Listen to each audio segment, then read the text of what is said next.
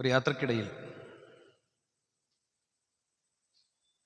ഒരു ഇസ്ലാം സ്വീകരിച്ച സഹോദരനെ പരിചയപ്പെട്ടു. 18 വയസ്സ് 19 വയസ്സായപ്പോൾ പെരുമാറ്റത്തിലും സമീപനങ്ങളിലും മുഴുവൻ ക്രൂരനായിരുന്ന പിതാവിൻ്റെ ക്രൂരതകളിൽ നിന്ന് രക്ഷ തേടി പുറപ്പെട്ടു എന്നതാണ് അയാളുടെ ഭാഷ്യം. അയാൾ കേരളത്തിൻ്റെ അതിർത്തി പ്രദേശത്തുള്ള ഒരു സ്ഥലത്ത് 18-19 വയസ്സിൽ ജോലി തേടി ഒരാളെടുത്ത് ചെല്ലുകയാണ്. ഇഞ്ചി കൃഷിയാണ്. അപ്പം ഈ കുട്ടിക്കാരും ജോലി കൊടുക്കുന്നില്ല. അപ്പം അവൻ പറഞ്ഞു, സ്ത്രീകൾക്ക് കൊടുക്കുന്ന കൂലി മതി, അല്ലെങ്കിൽ അതിലും കുറഞ്ഞ കൂലി മതി, എനിക്ക് എൻ്റെ ഒരു ദിവസത്തെ അന്നം കഴിക്കാനുള്ള ഓഹരി മതി. പലരും അത് തിരസ്കരിച്ചെങ്കിലും അവസാനം നല്ലവനായ ഒരു ഭൂവുടമയുടെ അരികിൽ, സമ്പന്നൻ്റെ അരികിൽ അയാൾക്കൊരു ഇടം കിട്ടി. 2-3 വർഷം കഴിഞ്ഞപ്പോൾ അവൻ ആ ഭൂവുടമയോട് ചോദിച്ചു, നിങ്ങളുടെ കൃഷിയിടത്തിൽ, നിങ്ങളുടെ പറമ്പിൽ ഇത്രയും കാലം കൃഷി ചെയ്യാത്തൊരു സ്ഥലത്ത് ഞാൻ ഇത്തിരി ഇഞ്ചി നട്ടോട്ടെ? അയാൾ ചിരിച്ചു. അയാൾ അനുവദിച്ചില്ല. അപ്പോൾ മറ്റൊരാളെ സമീപിച്ച് അയാൾ കൃഷി ഇറക്കുന്നില്ല എന്ന് പറഞ്ഞപ്പോൾ അവനത് ഏറ്റെടുത്തു. ഒരു ചാക്ക് ഇഞ്ചി അയാളോട് കടം ചോദിച്ചു, അയാൾ കൊടുത്തില്ല. അപ്പോൾ മറ്റാരോ ഈ പയ്യന് ഒരു ചാക്ക് ഇഞ്ചി കൊടുത്തു. ഒരു ചാക്ക് ഇഞ്ചി നട്ട് അയാൾക്ക് 100 ചാക്ക് ഇഞ്ചി കിട്ടി. പിന്നീട് ആ കച്ചവടം വികസിച്ചു. ഇന്ന് 60 ഏക്കർ ഭൂമി രേഖയുള്ള അയാളുടെ സ്വന്തം ഭൂമിയുണ്ട്. രേഖയിലില്ലാത്ത, പ്രത്യേകിച്ച് ആരും പറയുകയും ചോദിക്കുകയും ചെയ്യാത്ത കൃഷി ഇറക്കിക്കൊണ്ടേയിരിക്കുന്ന ഫോറസ്റ്റ് ഏരിയ വേറെയുമുണ്ട്. ഇന്നലെ ഫോണിൽ വീണ്ടും അദ്ദേഹത്തെ ഒന്ന് ട്രൈ ചെയ്യേണ്ട സമയം വന്നപ്പോഴാണ് ഞാനിത് ഓർത്തത്. അപ്പോൾ അതിനെക്കുറിച്ചാകാം ഇന്ന് ചില കാര്യങ്ങളെന്ന് തീരുമാനിച്ചു. യഥാർത്ഥത്തിൽ പ്രിയപ്പെട്ടവരെ, സമ്പാദ്യത്തിൽ വികാസമുണ്ടാകാനും ദാരിദ്ര്യത്തിൽ നിന്ന് രക്ഷപ്പെടാനും പ്രയാസങ്ങൾ നീങ്ങാനൊക്കെ എത്ര എളുപ്പമാണ് എന്നതിൻ്റെ ഒരു നല്ല തെളിവാണിത്. നമ്മളൊക്കെ പൊതുവെ പറയും ടൈറ്റാണെന്ന് പറയാത്ത ആരെങ്കിലും നിങ്ങൾ കണ്ടിട്ടുണ്ടോ? രക്ഷപ്രഭുവും പറയും ടൈറ്റാണ്. എല്ലാവർക്കും ഒരു ടൈറ്റ് ഉണ്ട്, അത് സത്യം. ടൈറ്റില്ലാത്ത ആളുകളൊന്നുമില്ല. ടൈറ്റില്ലാതാവണമെങ്കിൽ ആ വിഷയത്തിൽ മനസ്സ് ഇസ്ലാം സ്വീകരിക്കണം. നിങ്ങൾ എന്നെ ശ്രദ്ധിച്ച് കേൾക്കുക. സാമ്പത്തിക കാര്യത്തിൽ ടൈറ്റില്ല എന്നൊരു തോന്നൽ വരണമെങ്കിൽ ആ പോയിന്റിൽ ഖൽബ് ഇസ്ലാം സ്വീകരിക്കണം. സ്വീകരിക്കേണ്ടത് ഖൽബാണല്ലോ. ഖൽബ് സ്വീകരിച്ച ഇസ്ലാം നാവുകൊണ്ട് പ്രഖ്യാപിച്ച് ശരീരം കൊണ്ട് സ്വീകരിക്കുന്നതിനെയാണ് ഈമാൻ സ്വീകരിക്കുക എന്ന് പറയുന്നത്. ഇഖ്റാറും ബിൽ ലിസാൻ, നാവ് കൊണ്ട് പ്രഖ്യാപിക്കുക. വതസ്ദീഖും ബിൽ ഖൽബ്, ഹൃദയം കൊണ്ട് സമ്മതിക്കുക. വഅമലും ബിൽ ജവാരിഹ്, അവയവങ്ങൾ കൊണ്ട് പ്രവർത്തിക്കുക. അപ്പോഴാണ് മുഅ്മിനാകുന്നത്. മറ്റേത് മുസ്ലിമാണ്. അതുകൊണ്ടാണ് ഖാലത്തിൽ അറാബു ആമന്ന ഖുൽ ലൻ തുഅ്മിനു വലാകിൻ ഖുലു അസ്ലംന എന്ന് പറഞ്ഞത്. അറാബികൾ അങ്ങയുടെ അടുത്ത് നബിയെ വന്ന് പറഞ്ഞത് ഞങ്ങൾ മുഅ്മിനായിട്ടുണ്ടെന്നാണ്. അവർ മുഅ്മിനായിട്ടില്ല. അവരുടെ ഹൃദയം ഇസ്ലാം അണിഞ്ഞിട്ടില്ല. അവര് മക്കയിലെ, മദീനയിലെ ഇസ്ലാമിക രാഷ്ട്ര സംവിധാനങ്ങളിലെ പ്രൗഢമായ ഒരു കാലത്ത് വിയോജിച്ച് നിൽക്കാൻ ഇടമില്ലാത്തത് കൊണ്ടും അവർക്ക് സംസാരിക്കാൻ അത്ര തന്നെ ധൈര്യമില്ലാത്തത് കൊണ്ടും അവർ കീഴടങ്ങിയതാണ് എന്ന് നിങ്ങൾ അങ്ങ് അവരോട് പറഞ്ഞോളൂ എന്ന് ഖുർആൻ പറഞ്ഞത് അപ്പോഴാണ്. അതുകൊണ്ട് തന്നെ നമ്മളൊക്കെ മനസ്സിലാക്കേണ്ടത് നമ്മുടെ ഓരോ വിഷയത്തിലും തൗഫീഖ് കിട്ടുക എന്നുള്ളത് വളരെ പ്രധാനമാണ്. എന്നാൽ പണ്ഡിതന്മാർ റിസ്ഖിൽ വിശാലത കിട്ടാനും സൗഭാഗ്യമുള്ള ജീവിതം ലഭിക്കാനും ഒക്കെ ചില വഴികൾ പറഞ്ഞിട്ടുണ്ട്. റിസ്ഖിൽ വിശാലത കിട്ടാനും സൗഭാഗ്യമുള്ള ജീവിതം കിട്ടാനും ഒക്കെ ചില വഴികൾ പറഞ്ഞിട്ടുണ്ട്. നോക്കൂ നിങ്ങൾ, നമ്മൾ സൂറത്തുൽ ഫാത്തിഹ, വിശുദ്ധ ഖുർആനിലെ 1-ാമത്തെ അധ്യായം നമ്മൾ തുടങ്ങുന്നത് തന്നെ ബിസ്മില്ലാഹിർ റഹ്മാനിർ റഹീം എന്ന് പറഞ്ഞിട്ടാണ്. റഹ്മാനും റഹീമും എന്താണ്? അല്ലാഹു സുബ്ഹാനഹു വ തആല സൃഷ്ടികളിൽ ആർക്കും ഇഷ്ടം പോലെ വാരി കോരി കൊടുക്കുന്നവനാണ്. എന്നാൽ വിശ്വാസികൾക്ക് മാത്രം കൊടുക്കുന്ന, വിശ്വാസികൾക്ക് മാത്രം നൽകുന്ന ചില ഓപ്ഷനുകളുണ്ട്. രണ്ടുണ്ട് പടച്ചോന്റെ അടുത്ത്. അപ്പോൾ ഒരു വിശ്വാസിയെ സംബന്ധിച്ചിടത്തോളം അയാൾക്ക് അയാളുടെ റിസ്ഖിൽ വിശാലത കിട്ടാനും, റിസ്ഖിൽ വിശാലത കിട്ടുക എന്ന് പറഞ്ഞാൽ അക്കൗണ്ടിൽ പൈസ കുമിഞ്ഞുകൂടുക എന്നതിനർത്ഥമില്ല. ഉള്ള സമ്പത്ത് കൊണ്ട് കോടീശ്വരനേക്കാളും മാനസിക സംതൃപ്തിയിൽ ഒരാൾക്ക് ജീവിക്കാൻ പറ്റും. കയ്യിൽ കിട്ടുന്ന, എല്ലാ ദിവസവും കിട്ടുന്ന 700 രൂപ അധ്വാനിച്ച് കിട്ടുന്ന ക്യാഷ് കൊണ്ട് ഒരു ദിവസം 7000 കോടി അക്കൗണ്ടിൽ വീഴുന്ന കോടീശ്വരനേക്കാളും സംതൃപ്തകരമായി ഒരാൾക്ക് ജീവിക്കാൻ പറ്റും.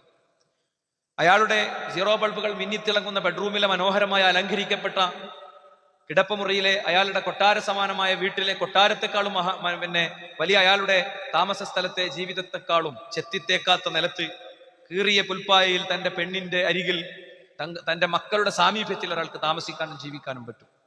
അതാണ് പടച്ച റബ്ബിന്റെ ഹിക്മത്ത് എന്ന് പറയുന്നത്. അപ്പോ റിസ്ഖിൽ വിശാലത കിട്ടാനും ജീവിതത്തിൽ ഐശ്വര്യം കിട്ടാനൊക്കെയായി പറഞ്ഞ കാര്യങ്ങൾ നമ്മളൊന്ന് എണ്ണി പറയാണ്. ഒന്ന്, അൽ ഇസ്തിഗ്ഫാർ വ തൗബ. കഴിഞ്ഞ ആഴ്ചയിലെ ഖുതുബിൽ ഞാൻ പറഞ്ഞ പോലെ തന്നെ പുതിയതൊന്നും പഠിക്കുന്നില്ല. നമുക്കൊക്കെ അറിയണ കാര്യങ്ങളെ ജീവിതത്തിൽ ഒരു മൊഡ്യൂളാക്കി ചിട്ടപ്പെടുത്തി വെച്ചാൽ അതിന്റെ അത്ഭുതങ്ങൾ വേറെ തന്നെയായിരിക്കും. എന്താണ്? ഇസ്തിഗ്ഫാറും തൗബയും നിരന്തരം ഉണ്ടാവുക. ഈ പാപങ്ങൾ എന്ന് പറയുന്നത് മനുഷ്യനെ അസ്വസ്ഥമാക്കുന്ന ഒന്നാണ്. പാപങ്ങൾ ശരീരത്തിൽ ശക്തമായി വർക്ക് ചെയ്യും. നമ്മൾ കഴിക്കുന്ന ഭക്ഷണം കൊളസ്ട്രോളായും ഷുഗറായും പ്രഷറായും അങ്ങനെ പലതായും രൂപാന്തരം പ്രാപിക്കുന്നത് പോലെ തന്നെ ചെയ്യുന്ന പാപങ്ങൾ മനുഷ്യനിൽ വലിയ പരിക്കുകൾ ഉണ്ടാക്കും. അതുകൊണ്ട് തന്നെയാണ് ഇസ്തിഗ്ഫാർ വഴി അത് ശുദ്ധീകരിച്ചു കൊണ്ടേയിരിക്കുക. സൂറത്തു നൂഹിൽ ഈ വിഷയം നമുക്ക് കൃത്യമായിട്ട് കാണാം. 950 കൊല്ലം അള്ളാഹുവിന്റെ സത്യസന്ദേശം സമൂഹത്തിൽ പറഞ്ഞു. അള്ളാഹിനെ മാത്രം ആരാധിക്കണേ, പോലെയുള്ള അവര് പ്രാർത്ഥിച്ചിരുന്ന അവരുടെ ഔലിയാക്കളെ, അവരുടെ ശ്രേഷ്ഠന്മാരെ അവരെ വിളിച്ച് പ്രാർത്ഥിക്കരുതേ എന്നുള്ള സന്ദേശമായിട്ട് 950 കൊല്ലം അദ്ദേഹം അധ്വാനിച്ചു. 950 കൊല്ലം അധ്വാനിച്ചിട്ടും ആരും കാര്യമായിട്ട് കിട്ടിയില്ല. ഭാര്യനെ പോലും കിട്ടിയില്ല, മോനെ പോലും കിട്ടിയില്ല. അവരൊക്കെ ഒറ്റുകാരും അദ്ദേഹത്തെ വള്ളി വെക്കാൻ നടക്കുന്നവരുമായി മാറി. 950 വയസ്സ് പ്രായമുള്ള ഒരു മനുഷ്യന്റെ ശരീരം നിങ്ങളൊന്ന് മനസ്സിൽ സങ്കല്പിച്ചു നോക്ക്. അത്രയും വയോധികനായ പ്രവാചകൻ അവസാനം റബ്ബിന്റെ മുന്നിൽ തന്റെ പരാതി ബോധിപ്പിക്കുന്നിടത്ത് പറഞ്ഞ കാര്യമാണിത്. പഠിച്ചോനെ, ഞാൻ അവരോടൊക്കെ പറഞ്ഞു, അവരെന്നെങ്ങനെ വിട്ടു ഓടുകയാണ്, അവർ കേൾക്കണില്ല, അവര് വിരല് ചെവിയിൽ തിരികുകയാണ്, അവരുടെ മുണ്ടഴിച്ചിട്ട് അവരുടെ ചെവി ചുറ്റിക്കെട്ടുകയാണ്. അങ്ങനത്തെ പ്രതിരോധമൊന്നും ആരും നമ്മളോട് ചെയ്തിട്ടില്ല. ഉണ്ടോ? നമ്മളിപ്പോ ഇന്നലെ മാഷാഅല്ലാഹ് നല്ലൊരു പ്രോഗ്രാം കഴിഞ്ഞു. ഒരുപാട് ആളുകൾ ആ പരിപാടി കേൾക്കാൻ, നമ്മൾ വിളിക്കാത്തവർ പോലും പരിപാടികൾ കേൾക്കാൻ വന്നു. അള്ളാഹു നിലനിർത്തി തെരുമാറാകട്ടെ, വർദ്ധിപ്പിച്ച് തെരുമാറാകട്ടെ. പക്ഷെ അദ്ദേഹം നിരാശപ്പെടാതെ പഠിച്ചവനോട് പറയാണ്. ഈ ആളുകൾക്ക് അദ്ദേഹം പഠിപ്പിച്ചു കൊടുത്തൊരു പോയിന്റാണ്, അതാണ് നമ്മളെ ഖുത്ബയിലെ പോയിന്റ്. ഞാൻ അവരോട് പറഞ്ഞു, നിങ്ങൾ നിങ്ങളുടെ റബ്ബിനോട് ഇസ്തിഗ്ഫാർ നടത്ത്, പടച്ചോൻ ഏറെ പൊറുക്കുന്നവനാണ്. യുർസിലി സമാ അലൈക്കും മിദ്റാറ, അവൻ നിങ്ങൾക്ക് ആകാശത്ത് നിന്ന് തുരുതുരാ മഴമേഘങ്ങളെ നിങ്ങൾക്ക് ഇറക്കിത്തരും. വയുംദിദുക്കും ബി അംവാലിൻ വബനീൻ, നിങ്ങളെ സമ്പത്ത് കൊണ്ടും മക്കളെ കൊണ്ടും അവൻ ശക്തിപ്പെടുത്തും. വയജഅൽ ലക്കും ജന്നാത്തിൻ വയജഅൽ ലക്കും അൻഹാറ, നിങ്ങൾക്ക് അവൻ തോട്ടങ്ങളും തോപ്പുകളും നദികളും പുഴകളും ഒക്കെ ഒഴുക്കിത്തരും. തഫ്സീറുകളിൽ കാണാം 3 കൊല്ലം ആ നാട്ടിൽ ഒരു തുള്ളി മഴ പെയ്തില്ല, ഒരു പെണ്ണ് പോലും പ്രസവിച്ചില്ല, ഒരു കുഞ്ഞു പോലും ജനിച്ചില്ല. അത്ര ശക്തമായ പരീക്ഷണത്തിന് അവരെ വിധേയമാക്കിയപ്പോഴാണ് അവർക്ക് വഴി പറഞ്ഞു കൊടുത്തത്. അപ്പൊ കുഞ്ഞുങ്ങൾ ഉണ്ടാകാൻ, സമ്പത്തിൽ വിശാലത വരാൻ, അരുവികൾ ഒഴുകാൻ, പുഴ ഒഴുകാൻ ഒക്കെ പഠിപ്പിക്കുന്ന മാർഗം എന്താ? ഇസ്തിഗ്ഫാറും തോബി ഉണ്ടാകുക എന്നുള്ളതാണ്. അപ്പൊ നമ്മുടെ ജീവിതത്തിലേക്ക് നമുക്കത് ബാധകമാണ്. നിരന്തരം അസ്തഗ്ഫിറുല്ലാഹ് എന്ന് ഉൾക്കൊണ്ടു പറയാം. ചെയ്ത പാപങ്ങൾ ഓരോന്ന് ഓർത്തെടുത്ത് അതിൽ നിന്ന് മോചനം നേടാനുള്ള വഴികളുണ്ട്. പാപത്തിൽ നിന്ന് മോചനം നേടാനുള്ള വഴികളുണ്ട്. ആ വഴികൾ കൃത്യമായി പരിശോധിച്ച് നമ്മൾ പരിഹാരങ്ങൾ ഉണ്ടാക്കാൻ ശ്രമിക്കുക എന്നുള്ളതാണ്. രണ്ടാമത്തെ കാര്യം അൽ ഇൻഫാഖു ഫീ സബീലില്ലാഹ് എന്നുള്ളതാണ്. അള്ളാഹുവിന്റെ മാർഗത്തിൽ ചെലവഴിക്കുക. നമ്മുടെ സമ്പത്തിൽ വിശാലത വരാനുള്ള, നമ്മുടെ ജീവിതത്തിൽ ഐശ്വര്യം വരാനുള്ള, നമുക്ക് സന്തോഷകരമായ ജീവിതം ലഭിക്കാനുള്ള, ദൗർഭാഗ്യങ്ങൾ നമ്മളെ വേട്ടയാടാതിരിക്കാനുള്ള വഴിയാണ് നമ്മൾ പറയുന്നത്. എന്താ? അൽ ഇൻഫാഖു ഫീ സബീലില്ലാഹ്, അള്ളാഹുവിന്റെ മാർഗത്തിൽ നിങ്ങൾ ചെലവഴിക്കുക. വമാ അൻഫഖ്തും മിൻ ഷൈഇൻ ഫഹുവ യഖ്ലുഫു വഹുവ ഖൈറുർ റാസിഖീൻ. എന്താ? വമാ അൻഫഖ്തും മിൻ ഷൈഇൻ, നിങ്ങൾ അള്ളാഹുവിന്റെ മാർഗത്തിൽ വല്ലതും കൊടുക്കുന്നുണ്ടെങ്കിൽ ആ കൊടുക്കുന്നത് അവന് ബാക്കി നിൽക്കും. 500 റുപ്യ ബക്കറ്റിലാണ്ട് ഇട്ട് കൊടുക്കുമ്പോ 500 റുപ്യ പോയി എന്നല്ല, 500 റുപ്യ കിട്ടി. തന്റെ മുന്നിൽ കൈനീട്ടി എത്തുന്ന ഒരു യാചകയായ കുട്ടിക്ക് 1 രൂപയുടെ നാണയത്തുട്ടാണ്ട് വെച്ചുകൊടുക്കുമ്പോ ആ 1 രൂപന്റെ നാണയത്തൊട്ട് പോയി എന്നല്ലത് കിട്ടി. ഈ ബോധ്യമുള്ളവർ സുഹൃത്തുക്കളെ ചെയ്യുന്നുണ്ട്. ഇപ്പൊ റമദാൻ മാസത്തിൽ നമ്മുടെ കൂട്ടായ്മക്ക് ഒരു മനുഷ്യൻ 40 ലക്ഷം റുപ്യ ഫോർവേഡ് ചെയ്യും. എല്ലാ റമദാനിന്റെയും ഒരു 1.5 മാസം മുമ്പ് 40 ലക്ഷം റുപ്യ. അയാള് മരുഭൂമിയിൽ അദ്ദേഹത്തിന്റെ സുഹൃത്തുക്കൾക്കൊപ്പം ഒരു യാത്രക്കിടയിൽ മരണപ്പെട്ടു. അള്ളാഹുത്തിന്റെ ഖബർ വിശാലാക്കി കൊടുത്തു പറയട്ടെ. 34-35 വയസ്സിന്റെ അടുക്ക്. പക്ഷെ അദ്ദേഹത്തിന്റെ കുടുംബം ആ 40 ലക്ഷം റുപ്യ എപ്പോഴും കൊടുക്കുകയാണ്. ആ 40 ലക്ഷം റുപ്യ നിങ്ങൾക്ക് അറിയാം, ഒരിക്കലും 40 ലക്ഷം അല്ല ഉണ്ടാണ്. ഇപ്പൊ നമ്മളിവിടെ ആ പൈസ ഒരു ഓഹരി വരലുണ്ട്. നമ്മൾ അതിലേക്ക് കുറച്ച് കിറ്റ് വെക്കും. 10 കിലോന്റെ 5 കിലോന്റെ ഒക്കെ റമദാൻ കിറ്റ് നമുക്ക് കൊടുക്കാൻ പറ്റുന്നത് അങ്ങനെയാണ്. അപ്പൊ നമ്മളിവിടെ ചോദിക്കും, പരസ്പരം ചോദിക്കും, നമുക്ക് 10 കിറ്റ് കിട്ടി, നമുക്ക് ഒരു കിറ്റ് കൊടുത്തൂടെ, ഒരു കിറ്റ് നമുക്ക് കൊടുത്തൂടെ എന്ന് നമ്മൾ ചോദിക്കും. അപ്പൊ നിങ്ങൾ ആലോചിച്ച് നോക്ക്, എങ്ങനെയാണ് ഒരു 40 ലക്ഷം റുപ്യ അയാൾക്കാണ് ഫോർവേഡ് ചെയ്യാൻ പറ്റുന്നത്? അതതിന്റെ ഗുണങ്ങൾ മനസ്സിലാക്കിയതുകൊണ്ട് തന്നെയാണ്. സ്വതക്ക നിരന്തരം ചെയ്യുന്ന ആളുകൾക്ക് അറിയാം. അവർക്ക് എന്ത് ചെയ്യുന്നറിയോ? സ്വതക്ക നിരന്തരം ചെയ്യണേ. സ്വതക്ക ചെയ്താൽ മാത്രം പോരാ, തെളിഞ്ഞ മനസ്സോടെ ചെയ്യണം. മൂന്നാലാൾ വന്നതല്ലേ, എങ്ങനെ കൊടുക്കാതിരിക്കുക? പടച്ചോനെ പിരിവാരെ കൊണ്ട് കുടുങ്ങിയാലോ എന്നൊക്കെയുള്ള നമ്മൾ കുടുങ്ങിയെന്ന് തോന്നുന്നുണ്ടെങ്കിൽ നമ്മൾ കറക്റ്റ് പറഞ്ഞാൽ മതി. എന്ത്, ഞാൻ ഇങ്ങനത്തെ കാര്യങ്ങൾക്ക് കൊടുക്കാൻ ആഗ്രഹിക്കണില്ല, അല്ല ഞാൻ കൊടുക്കാറുണ്ട്, ഇപ്പൊ കൊടുക്കാവുന്ന ഒരു അവസ്ഥയല്ല. നമ്മൾ മനസ്സിലിങ്ങനെ പഴിച്ച് ആകെ ഇങ്ങനെ ചമച്ച് തുപ്പി അങ്ങനെ ആകരുത് നമ്മുടെ സ്വതത്തുകൾ. ഉള്ളിന്റെ ഉള്ളിൽ നിന്ന് എടുത്തു കൊടുക്കുന്ന ഒരു ഫീലിംഗിൽ കൊടുക്കാൻ പറ്റണം. എന്താ ഉള്ളിലുണ്ടാണ്ട്? ഓഹ് യഖ്ലുഫു, കൊടുത്താൽ കൊടുത്തത് അവിടെ ബാക്കി നിൽക്കും, കിട്ടും, ചിലപ്പോ ദുന്യാവിൽ തന്നെ കിട്ടും. എന്താ കാര്യം? എല്ലാ പ്രഭാതത്തിലും ഒരു മലക്ക് പ്രാർത്ഥിക്കും, അല്ലാഹുമ്മഅതി മുൻഫിഖൻ ഖലഫാ, അല്ലാഹുവേ കൊടുക്കണവർക്ക് നീ ഏറ്റി ഏറ്റി കൊടുക്ക്. അല്ലാഹുമ്മഅതി മുംസികൻ തലഫാ, അല്ലാഹുവേ കൊടുക്കാത്തവർക്ക് നീ അവരുടെ കാര്യം നീ അവരെ നീ പിടിക്ക്, അല്ലേ, അവരെ നീ പിടിക്ക്. അത്ര ക്ലിയർ ആണ് പ്രാർത്ഥന. എല്ലാ പ്രഭാതത്തിലും ഈ ഒരു പ്രാർത്ഥന നടക്കുന്നു എന്നുള്ളത് നമുക്ക് ഉറപ്പിക്കാൻ തീർച്ചയായും പറ്റണം. ഇനി മറ്റൊന്നെന്താ അറിയോ? വസിലത്തുർ റഹിം എന്നാണ് വേറൊന്ന്. കുടുംബ ബന്ധം നല്ല നിലയിൽ പാലിച്ചു പുലർത്തി പോന്നാൽ ജീവിതത്തിൽ ഐശ്വര്യം ഉണ്ടാകും, സമ്പത്തിൽ വിശാലത ഉണ്ടാകും, ദൗർഭാഗ്യങ്ങളിൽ നിന്ന് രക്ഷപ്പെടും, സംതൃപ്തകരമായ അവസ്ഥ ഉണ്ടാകുന്നതാണ്. അപ്പൊ നമ്മള് കുടുംബ സന്ദർശനങ്ങൾക്ക് പോകുമ്പോൾ നമുക്ക് കുറെ കാലമായി പോയിട്ട് ഒന്ന് പാഞ്ഞു പോരട്ടെ എന്നുള്ള നീയത്ത് മാത്രമല്ല ഉണ്ടാകേണ്ടത്. അതിലുപരി പ്രശ്നം എങ്ങനെയൊക്കെ കുറെ കാര്യം ഇതുകൊണ്ടൊക്കെ ഉണ്ട് നീ പറഞ്ഞിട്ടുണ്ട്, എനിക്ക് നീ വിശാലത കൊണ്ടാ.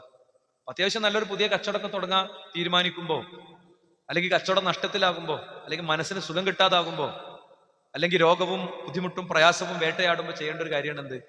നമ്മളൊക്കെ എന്താ ചെയ്യുക? അപ്പൊ എല്ലാ നല്ല കാര്യത്തൊന്നും തീരുമാനമാക്കും, അല്ലേ? ചെയ്തുകൊണ്ടിരിക്കുന്ന നല്ല കാര്യങ്ങളൊക്കെ ഉണ്ടാകും, ദഅ്വാരംഗത്ത് ഇടപെടുന്ന ആൾക്കാരുണ്ടാകും, രാത്രി യോഗങ്ങളിൽ പങ്കെടുക്കുന്നവരുണ്ടാകും, അത് കഴിഞ്ഞ് അതിന്റെ പ്രവർത്തനങ്ങളിൽ ഇടപെടുന്നവരുണ്ടാവും. അതെന്താ ചെയ്യാറിയോ? അതൊക്കെ നിർത്തിയും എനിക്കൊരു 6 മാസം ലീവ് വേണമെന്ന് പറയും, അതൊക്കെ നിർത്തിവെക്കും. യഥാർത്ഥത്തിൽ അത്തരം കാര്യങ്ങൾ ചെയ്ത് അള്ളാഹുവിലേക്ക് പോവാണ് വേണ്ടത്. മൻസറഹു അയ്യബ്സുതലഹു ഫി റിസ്ഖിഹി വ യുൻസഅലഹു ഫി അഥരിഹി ഫല്യസിൽ റഹ്മഹു. മൻസറഹു, ആരെങ്കിലും സന്തോഷിപ്പിക്കുന്നുണ്ടെങ്കിൽ എന്ത്? അവന്റെ സമ്പാദ്യത്തിൽ, അവന്റെ റിസ്ഖിൽ വിശാലത കിട്ടണം എന്നൊരാൾ ഉദ്ദേശിക്കുന്നുണ്ടെങ്കിൽ, ഒരാളുടെ ആയുസ്സിൽ വർധനവ് വേണം എന്നൊരാൾ ആഗ്രഹിക്കുന്നുണ്ടെങ്കിൽ ഫല്യസിൽ റഹിമഹു എന്നാണ്. അവന്റെ കുടുംബബന്ധം പുലർത്തട്ടെ. അപ്പൊ കുടുംബബന്ധം പുലർത്തിയിട്ട്, കുടുംബബന്ധം പുലർത്തുക വഴി ആരോടാ കുടുംബബന്ധം പുലർത്തേണ്ടതെന്ന് റസൂലുള്ളാഹി സ്വല്ലല്ലാഹു അലൈഹി വസല്ലം തങ്ങൾ പ്രത്യേകം പറഞ്ഞു. നബിയെ, ഞാൻ എങ്ങനെയൊക്കെ നോക്കിയിട്ടും അവരെന്നോട് ഉള്ള ബന്ധം മുറിച്ചുകൊണ്ടിരിക്കുകയാണ്, ഞാൻ പല നിലക്ക് നോക്കിയിട്ട് അവർ മുറിച്ചുകൊണ്ടിരിക്കുകയാണ്. അപ്പൊ പ്രവാചകൻ സ്വല്ലല്ലാഹു അലൈഹി വസല്ലം തങ്ങൾ എന്താ പറഞ്ഞത്? പ്രവാചകൻ പറഞ്ഞത്, നിങ്ങൾക്ക് വേണ്ടി ഒരു മലക്ക് പ്രത്യേകം പ്രാർത്ഥിക്കുന്നുണ്ട്, അല്ലെ? നിങ്ങൾക്ക് വേണ്ടി ഒരു മലക്ക് പ്രത്യേകം പ്രാർത്ഥിക്കുന്നുണ്ട്. മാത്രല്ല, ആരാണോ മുറിക്കുന്നത് അവന്റെ അടുത്ത് പോയി ബന്ധം ചേർത്തുമ്പോഴാണ് ആ ബന്ധം എന്ത് ചെയ്യുന്നത്? ഏറ്റവും മഹത്തരാകുന്നത്. ജ്യേഷ്ഠനോട് തെറ്റുക, അനിയനോട് തെറ്റുക, അല്ലെ? സുഹൃത്തുക്കളായി ജീവിച്ചവർ പിണങ്ങുക. സഹോദരന്മാരെ, ഒറ്റ കാര്യം വലിച്ചാൽ മതി. നമ്മുടെ ഏറ്റവും മുഖ്യമായ വിഷയം ഭൂമിയിലെ ജയമോ തോൽവിയോ ഒന്നുമല്ല, നമ്മളെ ഖബറാണ് വിഷയം. പരസ്പരം തെറ്റി നിൽക്കുന്ന രണ്ടാളുകൾ, അവർക്കുള്ള ഏറ്റവും വലിയ നഷ്ടത്തിൽ ഒന്നെന്താണെന്നറിയോ? എല്ലാ വ്യാഴവും എല്ലാ തിങ്കളും അള്ളാഹുവിലേക്ക് അമലുകൾ ഉയരുന്നു എന്നാണ്. അള്ളാഹുവിലേക്ക് സൽക്കർമ്മങ്ങൾ ഉയരുന്നു, രണ്ടാളുടേത് ഉയരുകയില്ല. വകാന ബൈനഹു വബൈന അഖീഹി ശഹ്നാഉ, അവനും അവന്റെ സുഹൃത്തിനുമിടയിൽ, അവന്റെ ആ കൂട്ടുകാരനുമിടയിൽ ശത്രുതയുണ്ടായിരുന്നു. വേറൊന്നുമല്ല കാരണം. അതൊരു പ്രധാന വിഷയമാണ്. അവർക്കിടയിൽ ശത്രുതയുണ്ടായിരുന്നു. അപ്പൊ നമുക്ക് ആരോടെങ്കിലും വിരോധമുണ്ടോ, ശത്രുത ഉണ്ടോ? ശരിക്ക് സ്വർഗത്തിലേക്ക് പ്രവേശിപ്പിക്കുന്ന മനുഷ്യന്മാരെ പറ്റി പറഞ്ഞുകൊടുത്ത് ശരിക്കും എന്നെ ശ്രദ്ധിക്കുക, ശരിക്കും ശ്രദ്ധിക്കുക. വളരെ പ്രധാനപ്പെട്ട ഒരു കാര്യമാണ്. സ്വർഗത്തിലേക്ക് കടത്തി വിടൂല മനുഷ്യന്മാരെ. അപ്പൊ എന്താ പഠിച്ചോൻ ചെയ്യാറിയോ? അവരുടെ ഉള്ളിലെ പകയുടെ അവസാനത്തെ അംശങ്ങളെയും പടച്ചോൻ ഇവിടെ തുടച്ചെടുക്കുന്നതാണ് സ്വർഗത്തേക്ക് വിടുന്ന ആൾക്കാരെ. സ്വർഗം എന്ന് പറയുന്നത് ഇതൊന്നും ഇല്ലാത്തൊരു സ്ഥലമാണ്.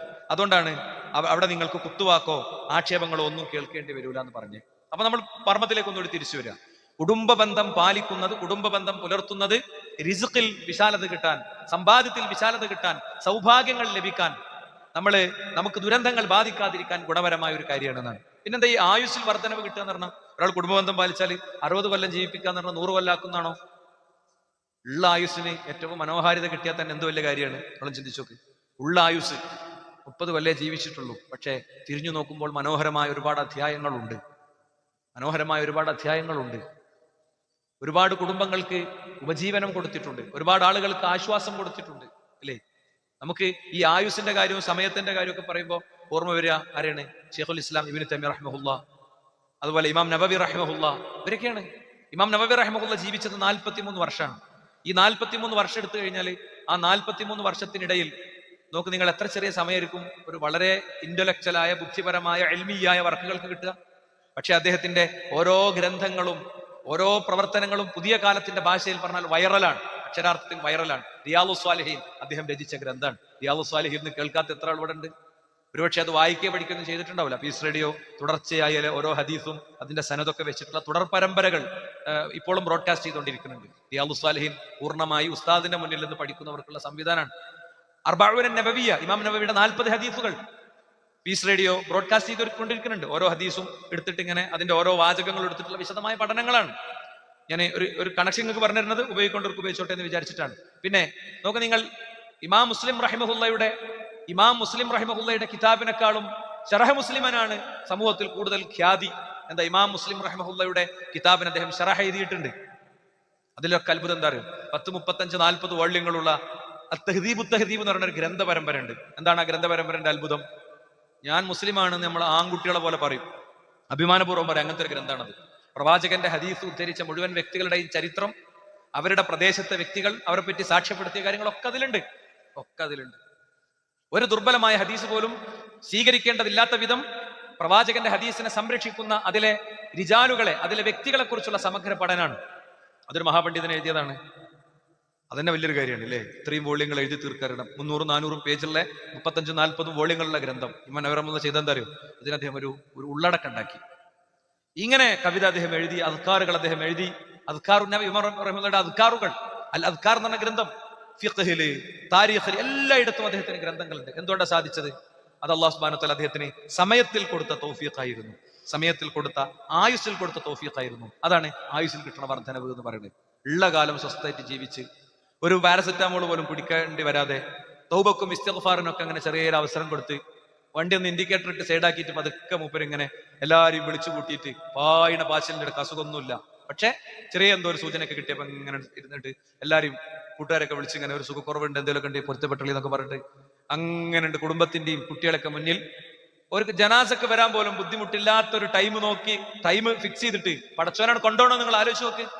ഒരു രാത്രി ഇങ്ങനെ ഫുള്ള് ജനാസ വീട്ടിൽ വെച്ച് ഇങ്ങനെ കാത്തിക്കേണ്ടി വരാതെ, മോർച്ചറിക്ക് മുന്നിൽ കാത്തു നിൽക്കേണ്ടി വരാതെ, ഐസിയുകൾക്ക് മുന്നിൽ, വെന്റിലേറ്ററുകൾക്കരികിൽ, പ്രഷർ മെഷീന്റെയും പൾസ് എടുക്കുന്ന വ്യത്യസ്ത സംവിധാനങ്ങളുടെയും മീറ്ററുകളിലേക്ക് നോക്കി ആശങ്കപ്പെട്ട് കഴിയേണ്ടി വരാതെ, ട്യൂബിന്റെയും അതുപോലെ തന്നെ പിന്നെ വ്യത്യസ്തമായ മെഡിക്കൽ സംവിധാനങ്ങളുടെയും അരികത്തിരിക്കേണ്ടി വരാതെ അങ്ങനെ പോവാ. എല്ലാറ്റിനും അവസരം കിട്ടി. അതന്നെയാണ് വയുൻസാലഹുഫി അഥരിഹി എന്ന് പറയുന്നതിന്റെ യഥാർത്ഥത്തിലുള്ള ഉദ്ദേശം.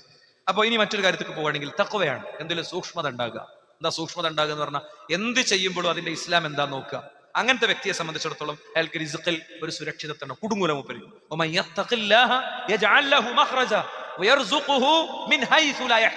വല്ലാത്തൊരായത്താണത്. ഈ ഒറ്റ ആയത്തുണ്ടെങ്കിൽ നമുക്കൊരു നൂലും വേണ്ടി വരില്ല, ഒരു ഏലസും വേണ്ടി വരില്ല, ഒരു ഐക്കല്ലും വേണ്ടി വരില്ല, ഒരു ജാറ മൂടലും വേണ്ടി വരില്ല, നമ്മളെ വണ്ടി കൊണ്ടേ മൂടേണ്ടിയും വരില്ല, ഒന്നും വേണ്ടി വരില്ല. ഈ ആയത്തിൽ അത്ഭുതങ്ങൾ 1000 ഒളിപ്പിച്ചു വെച്ചിട്ടുണ്ട് റബ്ബ്. പക്ഷെ അതറിയാനും പഠിക്കാനും മനസ്സിലാക്കാനൊക്കെ നമുക്ക് പറ്റണം. ഒമയ്യത്തഖില്ല, ആരെങ്കിലും അള്ളാഹനെ സൂക്ഷിച്ചാൽ യജഅൽ ലഹു മഖ്റജ, അള്ളാഹു അവനെ വഴി ഉണ്ടാക്കി കൊടുക്കും. വയർസുഖുഹു മിൻ ഹൈസു ലാ യഹ്തസിബ്, അവൻ അല്ലാഹു സുബ്ഹാനഹു വ തആല എന്തെന്ന് പറയുക, റിസ്ക് കൊടുക്കും. അവൻ പ്രതീക്ഷിക്കാത്ത വഴികളിലൂടെ അല്ലാഹു സുബ്ഹാനഹു വ തആല അവന് റിസ്കിനെ കൊടുക്കും. അള്ളാഹനെ സൂക്ഷിക്കണം.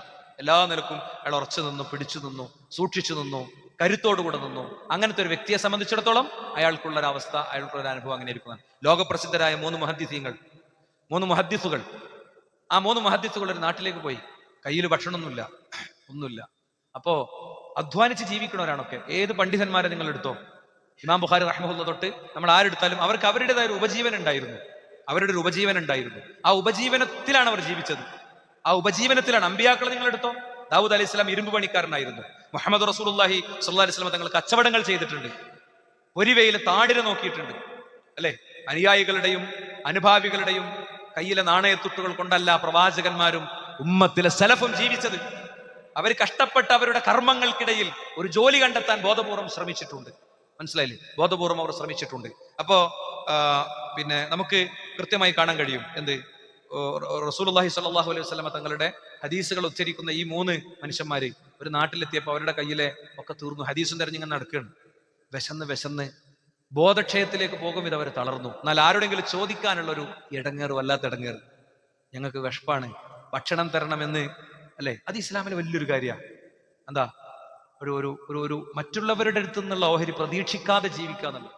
മറ്റുള്ളവരുടെ ഓഹരി നമ്മൾ കുടുങ്ങുന്ന ഒരു സമയത്ത് നമ്മൾ സക്കാത്തിന്റെ അർഹനാണെങ്കിൽ സക്കാത്ത് വാങ്ങണ്ടെന്നോ അല്ലെങ്കിൽ നമ്മൾ കുടുങ്ങിയാൽ ചോദിക്കണ്ടെന്നൊന്നുമല്ല അതിന്റെ അർത്ഥം. അത്യാവശ്യം നമുക്ക് ജീവിച്ചു പോകാൻ പറ്റുന്നത്, പിന്നെ സൗകര്യങ്ങളും മഹാസംവിധാനങ്ങളും ഉണ്ടാക്കാൻ വേണ്ടിയിട്ട് വേറുള്ളവന്റെ അടുത്തുനിന്നുള്ളത് പ്രതീക്ഷിച്ച് ജീവിക്കുക. ഒരാങ്ങളുണ്ടാവും, 5 പെങ്ങന്മാരുണ്ടാവും. ഈ 5 പെങ്ങന്മാരും തൃപ്തിപ്പെടുത്തി ആ പ്രവാസിയായ ആങ്ങൾക്ക് ജീവിക്കണമെങ്കിൽ എന്തുമാത്രം കഷ്ടപ്പാടുണ്ട് അറിയുന്നത്. പ്രത്യേകിച്ചും ദീനീ വിദ്യാഭ്യാസമല്ല, അങ്ങനെ ദീനീയായ പഠനങ്ങളില്ല, സദസ്സുകളില്ല, അങ്ങനത്തെ ആങ്ങളാരെ ശരിക്കും ബുദ്ധിമുട്ടും. ചില പ്രവാസികളായ രക്ഷിതാക്കളുണ്ട്, 30-40 കൊല്ലം അവിടെ ഉണ്ടാവും. ഇപ്പൊ ഭരിക്കുന്ന ക്രൗൺ പ്രിൻസിനെക്കാളും പ്രായം ഉണ്ടാകും മൂപ്പ. ഈ ക്രൗൺ പ്രിൻസ് ജനിക്കണിന്റെ മുമ്പ് മൂപ്പരവിടെ എത്തിയിട്ടുണ്ടാവും. പക്ഷെ പോരാൻ കഴിയൂല. എന്താ കാരണം എന്നറിയോ? ഈ മനുഷ്യനൊരിക്കലും പരിഗണിക്കൂല. ഈ എന്ത് തീരുമാനിക്കുമ്പോൾ മൂപ്പര് പൈസ അയച്ചോളും. കുടുംബത്തിൽ എവിടെ കല്യാണം ഉണ്ടെങ്കിലും മൂപ്പരതൊന്ന് കിട്ടിക്കോളും. മൂപ്പര അവസ്ഥനെ കുറിച്ച് ആരും ആലോചിക്കൂല. ആ പ്രകൃതത്തെ കുറിച്ചാണ് ഞാൻ പറഞ്ഞത്. ജീവിതത്തിൽ ദാരിദ്ര്യമുണ്ട്, പട്ടിണിയുണ്ട്, രോഗചികിത്സക്ക് വകുപ്പില്ല. അങ്ങനത്തെ ആളുകൾക്ക് ഒരു കുറ്റബോധം ആവശ്യമില്ല. അവർക്ക് അള്ള കൊടുത്ത പരീക്ഷണാണത്, അല്ലേ? അവർക്ക് അള്ള കൊടുത്ത പരീക്ഷണാണത്. ആ പരീക്ഷണത്തെ അതിജീവിക്കുന്നിടത്തത് വേണ്ടി വരും. എന്തായാലും ഈ 3 പണ്ഡിതന്മാരും അവരിത് ചോദിച്ചില്ല. അവരിങ്ങനെ ഇരുന്ന് അവസാനം അവർ പരസ്പരം ഷൂർ ചെയ്തു, ചോദിക്കന്നെ, ഇസ്ലാമില്ല ചോദ്യത്തിന് കുഴപ്പമില്ലല്ലോ എന്നുള്ളവർക്ക് ഷൂർ ചെയ്തപ്പോ അവരുടെ കൂട്ടത്തിൽ ഒരാൾ പറഞ്ഞു, നമുക്ക് 3 പഠിച്ചോണ്ട് നല്ലോണം ഞാൻ പ്രാർത്ഥിക്കാം. 2 റക്അത്ത് നിസ്കരിച്ചിട്ട് അവർ ശരിക്കാണ് പ്രാർത്ഥിച്ചു. രാജ്യത്തെ ഭരണകർത്താവ് ഉറങ്ങണ നേരാ. അദ്ദേഹത്തിന് അള്ളാഹു സ്വപ്നം കാണിച്ചു കൊടുത്തു. 3 ത്വാലിബുൽ ഇൽമ്, തുല്ലാബുൽ ഇൽമ് ഇന്ന നാട്ടിൽ ഇന്ന സ്ഥലത്ത് വിശക്കുന്നുണ്ട്. പിന്നീടുള്ള കാലം ജീവിക്കാവുന്ന വലിയൊരു സമ്പാദ്യം അവർക്ക് എത്തിച്ചു കൊടുത്തു എന്നാണ്. ഇതിനാണ് കറാമത്ത് പറയുന്നത്. നിങ്ങൾ ശ്രദ്ധിക്കേണ്ട കാര്യം എന്താ പറയുക? ഈ കറാമത്ത് ഒരു സിംഗിൾ സെക്കൻഡ് ഒരു കച്ചവടം ചെയ്തില്ല. എന്തെങ്കിലും ആവശ്യമുള്ളവരൊക്കെ ഈ 3 ആളോട് പ്രാർത്ഥിക്കുക എന്നുള്ളത് പറഞ്ഞില്ല. അവരുടെ ജാർ ആരും കെട്ടിപ്പൊക്കിയില്ല. അവരുടെ അടുത്തേക്കാരും പിന്നെ കന്നാസും കൊണ്ട് ക്യൂ നിന്നില്ല. അവരത് ഒളിപ്പിച്ചു വെച്ചു, അല്ലെ? അവരത് ഒളിപ്പിച്ചു വെച്ചു. അവരുടെ ശിഷ്യന്മാരും ബാക്കിയുള്ളവരും സമൂഹത്തിന്റെ മുന്നിൽ പിന്നീട് അവർക്ക് കിട്ടിയ ഈ അംഗീകാരം. അവിടെ 2 റക്അത്ത് നിസ്കാരത്തിന്റെ പുണ്യുണ്ട്. നിസ്കരിക്കാനൊക്കെ കുമ്പിടാനൊക്കെ എത്ര മടിയുള്ള ആൾക്കാർ നമ്മുടെ സമൂഹത്തിലില്ലേ? നിസ്കരിക്കാൻ കുമ്പിടാൻ മടിയുള്ളവർ നമ്മുടെ സമൂഹത്തിലില്ലേ? അമ്മ യത്തഖില്ല എന്ന് പറഞ്ഞില്ല, ഒന്നാമത്തെ കാര്യമാണത് നമസ്കാരം എന്ന് പറയുന്നത്. അപ്പൊ അള്ളാഹുവിനെ സൂക്ഷിച്ചുകൊണ്ടും സൂക്ഷ്മത പാലിച്ചുകൊണ്ടും പോകുന്ന ഒരു വ്യക്തിക്ക് തീർച്ചയായും ഇതുണ്ടാകും എന്നാണ്. മാത്രല്ല മറ്റൊന്ന് നമുക്ക് കാണാൻ പറ്റും. എന്താണ്? ഇൽമ പഠിക്കുന്ന വ്യക്തികൾക്ക് പിന്നെ വേണ്ട സൗകര്യങ്ങൾ ഒരുക്കി കൊടുക്കാൻ ഒരാൾ ഇടപെട്ടാൽ, ഇൽമ പഠിക്കുന്ന, ദീന് പഠിക്കുന്ന, ഇസ്ലാമിൽ അങ്ങനെ ഒരു ഭാഗമുണ്ട്. അതെന്താണ്? മദീനയിൽ നിന്ന് യുദ്ധത്തിന് പോകുകയാണെങ്കിലും എല്ലാവരും കൊണ്ട് യുദ്ധത്തിന് പോകൂല. മദീന പള്ളിയിൽ അഹ്ലുസുഫ് ഉണ്ടായിരുന്നു, ഇൽമ പഠിക്കാൻ ഒഴിഞ്ഞിരുന്നിരുന്ന വ്യക്തികൾ, ദീന് റിസർച്ച് ചെയ്യാനും പഠിക്കാനും മനസ്സിലാക്കാനും ഒഴിഞ്ഞിരുന്ന വ്യക്തികൾ, അല്ലെ? ആ വ്യക്തികൾ അവരെ ഇസ്ലാം അങ്ങനെ തന്നെ കണ്ടിട്ടുണ്ട്. ഞാൻ എനിക്കെന്തെങ്കിലും കിട്ടണമെന്ന് ആഗ്രഹിക്കുന്നതും സമൂഹ പിന്നെ എന്താ പറയാ ഭരണകൂടവും അതുപോലെ തന്നെ ഓരോ നാട്ടിലെ സംവിധാനങ്ങളും എന്നെ ഒരു കാര്യം ഏൽപ്പിക്കുന്നതും തമ്മിൽ വലിയ വ്യത്യാസമുണ്ട്. ഞാൻ നാട്ടുകാരെ ആനുകൂല്യത്തിൽ ഇങ്ങനെ ജീവിക്കുക, എന്റെ വീട്ടിൽ കല്യാണം ഉണ്ടെങ്കിൽ നാട്ടുകാർ തരണം, പിന്നെ ഒക്കെ നാട്ടുകാർ തിരഞ്ഞെടുത്തി അങ്ങനെ ഇരിക്കുക. അതും എന്നെ ഒരു ഉത്തരവാദിത്തം ഏൽപ്പിച്ച് കൃത്യതയോടുകൂടെ ചുമതലപ്പെടുത്തി ഇരിക്കുന്നതും തമ്മിൽ വലിയ വ്യത്യാസമുണ്ട്. ഈ അഹ്ലുസുഫന്റെ കാര്യം നമുക്ക് ആ ഒരു ഗണത്തിലാണ് പെടുക. മഹാനായ നബി കരീം സല്ലല്ലാഹു അലൈഹി വസല്ലം തങ്ങളുടെ അടുത്ത്, പ്രവാചകന്റെ അടുത്ത് 2 സഹോദരങ്ങൾ വന്നു. അനസ് റളിയല്ലാഹു അൻഹു പറയാണ്, എന്നിട്ട് പറഞ്ഞു, ഒരാൾ പ്രവാചകന്റെ അടുത്ത് ഇൽമു പഠിക്കുന്ന ആളാ. മറ്റേ ആൾ പറഞ്ഞു, ഇവൻ ഇങ്ങനെ ഇൽമു പഠിക്കാൻ വരുന്നോണ്ട് ഞാൻ ഫുള്ള് ജോലിയിലാകേണ്ടി വരികയാണ് നബിയെ, ഞാൻ ജോലിക്ക് പോകേണ്ടി വരികയാണ്. അപ്പൊ അതിന് പ്രവാചകൻ കൊടുത്ത ഉത്തരം എന്താ പറയാ? അപ്പൊ നിനക്ക് റിസ്ക് കിട്ടണത് തന്നെ, നിന്റെ കയ്യിലേക്ക് സമ്പാദ്യം വരണ തന്നെ ഓൻ ഇവിടെ ഇൽമു പഠിക്കാൻ വരുന്നോണ്ടാണ്, അവന് വേണ്ട സൗകര്യം ചെയ്തു കൊടുക്കണം വേണ്ടത് എന്ന് നബി കരീം സല്ലല്ലാഹു അലൈഹി വസല്ലം തങ്ങൾ പഠിപ്പിച്ചു. അപ്പൊ പറയാണ്, അപ്പൊ അങ്ങനെയാണ് നിനക്ക് റിസ്ക് കിട്ടുന്നത്. നമ്മളൊക്കെ പലരെയും പഠിപ്പിച്ചവരുണ്ട്, പഠിപ്പിച്ചു വളർത്തി ലക്ഷ്യങ്ങളിൽ എത്തിച്ചവരുണ്ട്, അല്ലെ? ആരുടെയും പിന്നിൽ അങ്ങനത്തെ കുറച്ച് ആൾക്കാരുണ്ടാവും. അവർക്കൊക്കെ ആശ്വസിക്കാം കേട്ടോ, അവർക്കൊക്കെ ആശ്വസിക്കാം. അവരിങ്ങളെ തിരിഞ്ഞു നോക്കിയിട്ടില്ലെങ്കിൽ പോലും നിങ്ങൾ ഒരുപക്ഷെ ഇപ്പൊ ജീവിക്കുന്നത് അവർക്ക് ചെയ്തെടുത്തതിന്റെ ഹൈറുകൾ കൊണ്ടായിരിക്കും എന്ന് വേണം നമ്മൾ വിചാരിക്കാൻ. മറ്റൊന്ന് ഇബാദത്ത് വർദ്ധിപ്പിക്കുക എന്നുള്ളതാണ്. പല നിലക്ക് ഇബാദത്ത് വർദ്ധിപ്പിക്കുക, അള്ളാഹുവിന്റെ മാർഗത്തിൽ ഇറങ്ങുക എന്നുള്ളതാണ്. ഇത് വല്ലാത്തൊരു ഹദീസാണ്. മഹാനായ അബൂ ഹുറൈറ ഉദ്ധരിക്കുന്ന ഹദീസിൽ കാണാം, യബ്ന ആദം തഫറഖ ലിഇബാദതി, എന്റെ അടിമകളെ നിങ്ങൾ ഇബാദത്തിന് സമയമുണ്ടാക്കണം എങ്കിൽ അംല സ്വദറക ഖിരൻ, നിങ്ങളുടെ ഹൃദയത്തിൽ ഞാൻ ഐശ്വര്യത്തെ ഇട്ടുതരും. വാസുദ്ദു ഫഖറക, നിങ്ങളുടെ ദാരിദ്ര്യം ഞാൻ തടയും. വഇല്ലം തഫ്അൽ, നിങ്ങൾ അങ്ങനെ ചെയ്തിട്ടില്ലെങ്കിൽ മലഅതു യദക ശുഗ്ലൻ, നിങ്ങളുടെ കയ്യിൽ ഞാൻ ജോലി തരും. വലം അസുദ്ദു ഫഖറക, നിങ്ങളുടെ ദാരിദ്ര്യം ഞാൻ തടയുകയില്ല. ഇതൊരിക്കലും ഫറായിദിനെ കുറിച്ചല്ല പറയുന്നത്, ഫർളുകളെ കുറിച്ചല്ല ഈ പറയുന്നത്. കാരണം എന്താ? പണ്ഡിതന്മാരത് വിശദീകരിച്ചെടുത്ത് പറഞ്ഞു കാണാൻ കഴിയും. ഫർളുകൾക്ക് ഓരോന്നിനും സമയമുണ്ട്. റമളാൻ മാസത്തെ നോമ്പിന് നിശ്ചിത സമയമുണ്ട്, 5 വക്ത് നിസ്കാരത്തിന് നിശ്ചിത സമയമുണ്ട്, അല്ലെ? ഹജ്ജിന് നിശ്ചിത സമയമുണ്ട്, സാഹചര്യമുണ്ട്. ഇത് അതിന്റെ പുറത്ത് ചെയ്യേണ്ട നന്മകളാണ്. നവാഫിലുകൾ, സുന്നത്തുകളെ കുറിച്ചാണ് ഈ പറയുന്നത്. എന്താ പറഞ്ഞത്? നിങ്ങൾ എന്റെ ആരാധനക്ക് സമയം ഉണ്ടാക്കൂ. സമയം ഉണ്ടാകൂല, ഉണ്ടാക്കലാണ്. ഒരു പേജ് ഖുർആൻ ഓതാൻ സമയം ഉണ്ടാക്കലാണ്. സുബൈന്റെ 2 റക്അത്ത് നിസ്കരിക്കാൻ ബോധപൂർവം സമയം ഉണ്ടാക്കലാണ്. ളുഹറിന്റെ അസറിന്റെ പിന്നെ ളുഹറിന്റെ മുമ്പ് ശേഷമുള്ള റക്അത്തുകൾ നിസ്കരിക്കാൻ, സ്വതക്ക കൊടുക്കാൻ ഒക്കെ എല്ലാറ്റിലും സമയം ഉണ്ടാക്കലാണ്. അപ്പൊ എന്ത് ചെയ്യും? നിന്റെ ഹൃദയത്തിൽ ഐശ്വര്യം ഇട്ടുതരും. അതാ ഞാൻ നേരത്തെ പറഞ്ഞത്. കോടീശ്വരനായ ഒരാൾക്ക് ചിലപ്പോൾ ഉറങ്ങണമെങ്കിൽ എന്ത് വേണ്ടി വരും? ശ്വാസം എടുക്കാൻ പറ്റുന്ന മറ്റേ മെഷീനൊക്കെ വെച്ചിട്ട് കിടക്കേണ്ടി വരും. ഭയങ്കര ഉഷാർ മെത്ത വേണ്ടി വരും. ഇയാൾക്ക് എവിടെ ഏത് ബസ് സ്റ്റാൻഡിൽ കിടന്നാലും സ്വസ്ഥമായിട്ട് ഇവർക്ക് ഉറങ്ങാൻ പറ്റും. വലിയ സംഭവമല്ലേ? ഉറങ്ങലൊരു വിഷയമാണ് സഹോദരന്മാരെ. ഒരു 4 ദിവസത്തെ ഉറക്കാണ്ട് പോയോക്കണ്ടേ നമുക്ക് മനസ്സിലാക്കും ഭൂമിയിലെ ഏറ്റവും വലിയ കാര്യം ഉറക്കാണ്. കിടന്നിട്ട് ഉറക്കം വരുന്നില്ല. അങ്ങനത്തെ ഒരു അവസ്ഥയ്ക്ക് പോയുള്ള സ്ഥിതി എന്തായിരിക്കും? അല്ലെങ്കിൽ നിങ്ങൾ ചിന്തിച്ചു നോക്ക്, ഞാൻ ഉറങ്ങിയാൽ എന്റെ ഭാര്യ, എന്റെ മോന്, എന്റെ ഭർത്താവ് കുറ്റി തുറന്ന് പുറത്തേക്ക് പോകുന്നു ഇങ്ങനെ ചിന്തിക്കുന്ന ഒരു വീട് ആലോചിച്ച് നോക്ക്. അള്ളാഹു കാത്തുരക്ഷിക്കുമാർ. വല്ലാത്ത സ്ഥിതിയല്ലേ? വല്ലാത്ത പരീക്ഷണല്ലേ? ക്യാൻസറിനെക്കാളും കിഡ്നി രോഗത്തെക്കാളും വലിയ പരീക്ഷണം. ഭാര്യ പോകും, അവൾ ഒരു മുഴം കയറിൽ അവസാനിപ്പിക്കും. അവൾ എന്നെ പറയണേ നമ്മളോട്, എന്ത് എനിക്ക് അങ്ങനെ ഒരു തോന്നലുണ്ട്. എങ്ങനെ നമ്മൾ ഉറങ്ങാം? ഏറ്റവും വ്യൂസ് ഉള്ള യൂട്യൂബ് ചാനലുകൾ സംബന്ധിച്ചൊരു റിസർച്ച് ഉണ്ടായിരുന്നു നമ്മുടെ ഇടയിൽ, നമ്മൾ കൂട്ടായ്മയിൽ. അപ്പൊ ഞാൻ കണ്ടൊരു യൂട്യൂബ് ചാനൽ എന്താ അറിയുന്നത്? ഉറങ്ങാൻ വേണ്ടിയുള്ള യൂട്യൂബ് ചാനലാണ്. ഇത് കമന്റ്സ് എടുത്ത് വായിച്ചാൽ ഞെട്ടിപ്പോകുന്നത്. അതിലൊന്നുമില്ല, പ്രകൃതിയിലെ കുറച്ച് ശബ്ദങ്ങളാണ്. വെള്ളം ചാടുന്ന ശബ്ദം, ചെറിയ പ്രകൃതിയിൽ നിന്ന്, പ്യുവർ പ്രകൃതിയിൽ നിന്ന് ഓഡിയോ റെക്കോർഡ് ചെയ്ത ഓഡിയോസ് മാത്രമേ ഉള്ളൂ. അതിന്റെ താഴെയുള്ള കമന്റ്സ് ഇങ്ങനെ കേൾക്കണം. ഉറങ്ങാൻ പ്രയാസപ്പെടുന്ന മനുഷ്യർ, ഗുളിക കഴിക്കാതെ ഉറങ്ങാൻ പറ്റാത്തവർ നമ്മുടെ ഇടയിലുണ്ട്. അതാണ് എന്ത് റിനൻ നഫ്സ് എന്ന് പറയുന്നത്, ഹൃദയത്തിന്റെ ഉള്ളിലെ സമാധാനം. എന്താ? നമ്മൾ പെരണ്ടാക്കി, പെരപ്പണിയൊക്കെ കഴിഞ്ഞ് ഇങ്ങനെ ഒരാഴ്ച കഴിഞ്ഞപ്പോൾ നമുക്ക് തോന്നി ഈ വാതിൽ അവിടെ അല്ല വെക്കേണ്ടിന്, വല്ലാത്തൊരു. പിന്നെ ഇങ്ങനെ നോക്കുമ്പോണ്ട് ചുമരിന് ചെറിയൊരു പൊട്ടൽ, എന്തൊരു വല്ലാത്ത അവസ്ഥ. പിന്നെ വേറൊരാളെ വീട്ടിൽ ഇങ്ങനെ ചെന്ന് ഇങ്ങനെ വെച്ചപ്പോൾ ഈ മാർബിളിന്റെ വില വെച്ചപ്പോൾ നമുക്ക് കിട്ടിയില്ലാറ് എത്രയോ ചെറിയ പൈസ, അതിലേറെ എത്രയോ വൃത്തി സൗകര്യം. അപ്പൊ ഇങ്ങനെ അസ്വസ്ഥത. നമുക്കൊരു കുഞ്ഞുണ്ടായി, ആ കുഞ്ഞിങ്ങനെ നോക്കുമ്പോൾ കുഞ്ഞ് കറുത്തിട്ടാണ്. എന്താ നമ്മളെ ഭാര്യനെങ്ങനെ നോക്കുമ്പോൾ എന്താ ഇവിടെ കോലെങ്ങനെ, അല്ലെ ഭർത്താവിനെ എങ്ങനെ നോക്കുമ്പോൾ എന്താ ഇയാളെ ചേലിങ്ങനെ. ഇതിങ്ങനെ ആയി തുടങ്ങിയ സഹോദരന്മാരെ ആർക്കെങ്കിലും എന്തെങ്കിലും സമാധാനം ഉണ്ടാവും? മറിച്ച് നമ്മുടെ ഇണയുമായി നമ്മൾ ഒരുമിക്കുന്നൊരിടത്ത് ലോകത്തെ ഏറ്റവും സുന്ദരിയായി അവൾ ഫീൽ ചെയ്യുന്ന തിരിച്ച് ഇങ്ങോട്ട് ഫീൽ ചെയ്യുന്ന ഒരു അവസ്ഥ നമ്മൾ ജസ്റ്റ് ഒന്ന് മനസ്സിലൊന്ന് വിചാരിച്ചു. അതിൽ കിട്ടുന്ന സംതൃപ്തി അത്ര വലുതായിരിക്കും. അത് പടച്ചോൻ തരണം. പടച്ചോൻ തന്നാൽ മാത്രമേ അത് കിട്ടുള്ളൂ, അല്ലെങ്കിൽ ഒരിക്കലും കിട്ടൂല. അതുകൊണ്ട് മാത്രമല്ല, വാസുദ് ഫഖറക്, നിന്റെ ദാരിദ്ര്യം ഞാൻ തടയുന്ന പടച്ചോന്റെ ഓഫർ. അത് ഇബാദത്തും അനുബന്ധങ്ങളൊക്കെ നിരന്തരം ഉണ്ടാകുന്ന വ്യക്തികൾക്ക് കിട്ടുന്നതാണ്. അടുത്തൊരു പോയിന്റിലേക്ക് നമ്മൾ പോവുകയാണെങ്കിൽ തവക്കുലാണ്. ലൗ അന്നക്കും തവക്കൽതും അലല്ലാഹി ഹഖ തവക്കുലി, നിങ്ങൾ അള്ളാഹുവിനെ തവക്കുലാക്കേണ്ട വിധം തവക്കുലാക്കിയാൽ ലറസഖക്കും കമാ യർസുഖുത് തയ്ർ, നിങ്ങൾക്ക് പക്ഷിക്ക് ഭക്ഷണം തരുന്നത് പോലെ അള്ളാഹു ഭക്ഷണം തരും. തഖ്ദു ഖിമാസ, രാവിലെ അത് വയറൊട്ടിയ നിലക്ക് പോകുന്നു. വതറൂഹു ബിതാന, വൈകുന്നേരം അത് വയർ നിറച്ചു വരുന്നു. തവക്കുലാക്കി ഇങ്ങനെ പെരയിലിരിക്കലാണോ? അല്ല. നമുക്കൊരു തൊഴിൽ വേണം, ഒരു തൊഴിൽ അന്വേഷിക്കണം. പുതിയ തലമുറന്റെ ഒരു പ്രശ്നം, വളരെ എക്സിക്യൂട്ടീവ് തൊഴിലുകൾ മാത്രമേ എടുക്കുള്ളൂ, അല്ലെ? ഭയങ്കര ബിഗ് ഇൻവെസ്റ്റ്മെന്റുകൾ മാത്രമേ നടത്തുള്ളൂ, ഭയങ്കര ഡെക്കറേറ്റ് ചെയ്ത കടകൾ മാത്രമേ പറ്റുള്ളൂ. വേറെ തൊഴിൽ സാധ്യതകൾ അന്വേഷിക്കുകയോ ഇതിനുള്ള ഞാൻ മുമ്പ് ഖുത്ബയിൽ ഇത് വിശദമായിട്ട് പറഞ്ഞിട്ടുണ്ട്. ഗവൺമെന്റ് ഏജൻസികൾ തന്നെ തൊഴിൽ സാധ്യതകളും ഒക്കെ വരുന്നുണ്ട്, അല്ലെ? വലിയ സാധ്യതകൾ എവിടെയൊക്കെയാണെന്ന് നോക്കി അവിടെ ചെറിയ ഇൻവെസ്റ്റ്മെന്റ് കൊണ്ട് തുടങ്ങി അത് പൂർണ്ണമായും ഹലാലാക്കി അതിൽ പലിശ ഇല്ലാതെ നോക്കി അതിൽ അങ്ങനെ പോകുന്ന രീതിയൊക്കെ പൊതുവെ കുറവാണ്. അങ്ങനെയൊക്കെ സൂക്ഷ്മത പാലിച്ച് തവക്കുലാക്കി മുന്നോട്ട് പോകുന്ന വ്യക്തിക്ക് പടച്ചോൻ അവന്റെ അന്നം മുടങ്ങൂല എന്ന് ഉറപ്പാണ്, അവൻ പ്രയാസപ്പെടൂല എന്ന് ഉറപ്പാണെന്നുള്ള വലിയൊരു ബോധ്യമാണ് നമുക്ക് ലഭിക്കുന്നത്. അതുകൊണ്ട് കൂടുതൽ ശ്രദ്ധയോടെ മുന്നോട്ട് പോവുക. അള്ളാഹു അനുഗ്രഹിക്കുന്നു.